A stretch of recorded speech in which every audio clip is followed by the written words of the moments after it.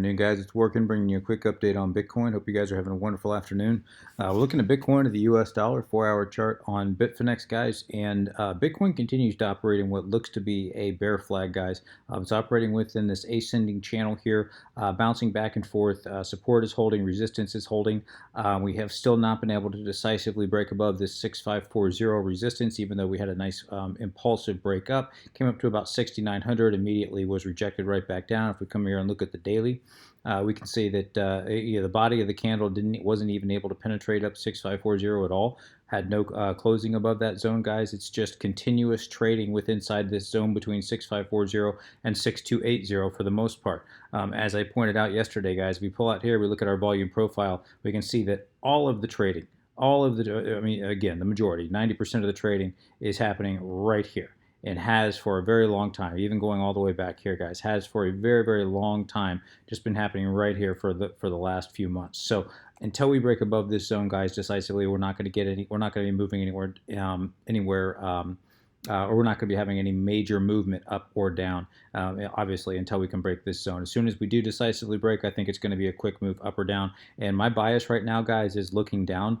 I'm not saying that's going to happen, but I'm about 60% bear, about 40% bull at this point. I'm looking at this bearish bear flag, what looks like a bear flag, guys, which of course suggests that price might end up breaking down. The other thing that I'm continuing to look at, as I showed you guys, is shorts being stacked like this. And I can't tell you, I know I keep hitting on this, guys, but this is extremely important. Shorts have been stacking in a straight line here. Typically, this would say market makers are going to want to take these shorts out.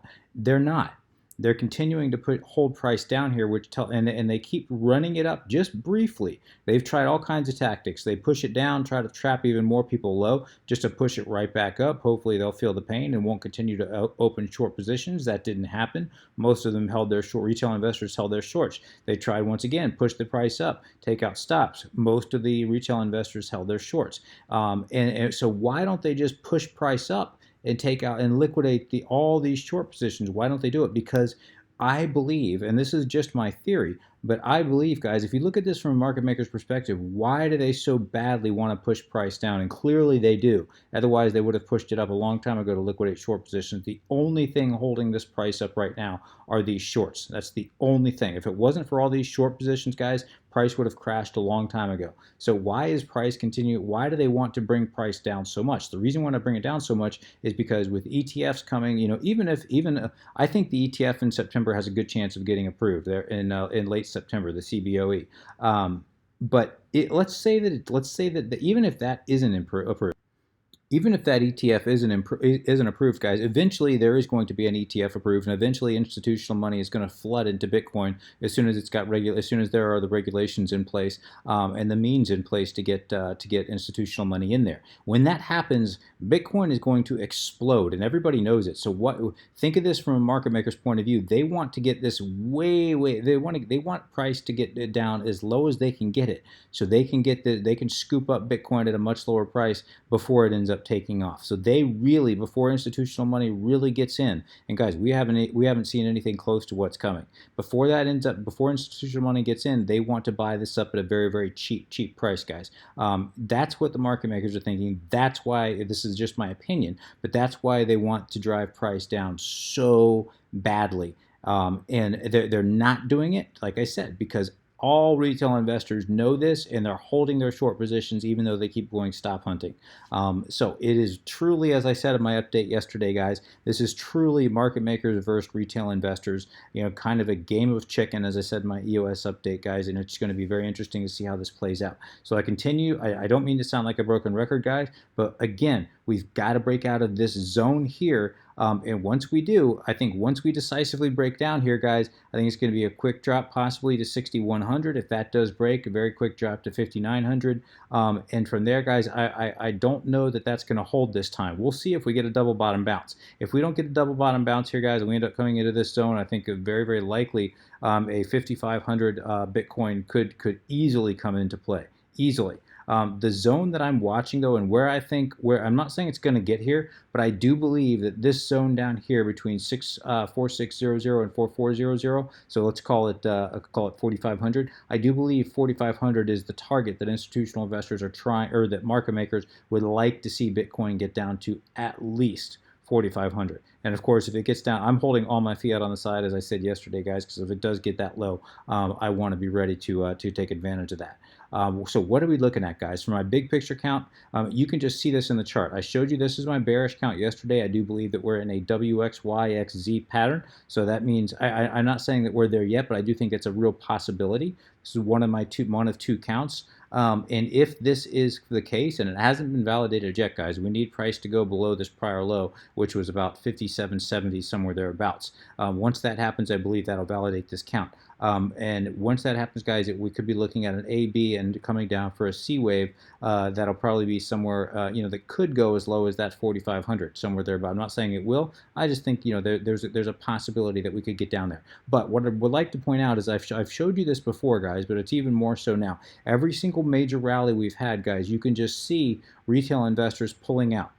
Every single time. This was very impulsive. This was very impulsive, but a little less so. This was still kind of impulsive, but a little less so. This last one was just pathetic, not impulsive at all, hit the leg and came right back down. And look at what we're doing so far. If I just follow the trajectory of this latest bounce so far, it's almost sideways. We come over here and we look at our volume. Volume today is sitting at 3.8 billion. That is just that's probably about average for the last few months. That's pathetic, guys. We cannot have volume like that. We've got to have volume that's, as I said yesterday, consistently above 10 billion before we can have before we'll know new money is entering this market, and that is what we need. We need new money, guys. Right now it's just the same old money continuing to change hands. So until we get that new money entering the market, and there's just nothing that can push this price up.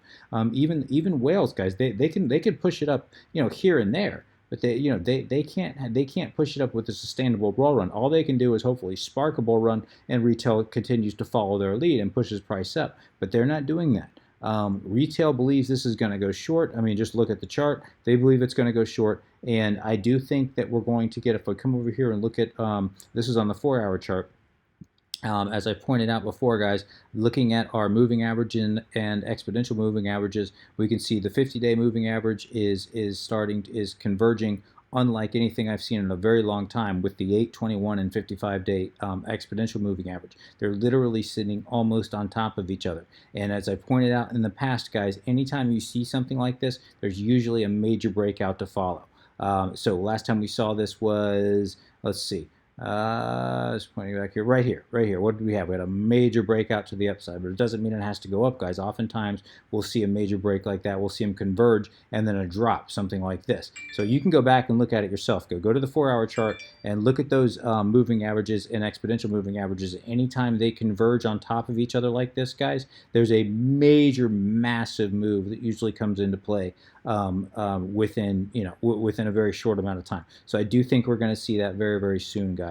Now usually we'd see the Bollinger Bands bottleneck as well like this, but since the market makers have been trying to go stop hunting, they pushed it down, back in the center, pushed it up, back in the center. It's kind of screwed up the Bollinger Bands here. Otherwise, I think you'd see them bottlenecking a lot more.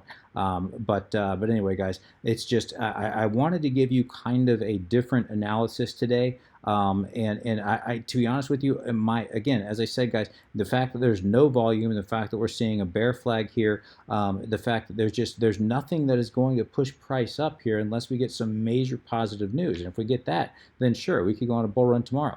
But in the meantime, until we see volume coming in, until we get some kind of positive news, the only thing holding this up is the short positions, and that's only going to last so long before this is going to end up breaking down, in my opinion.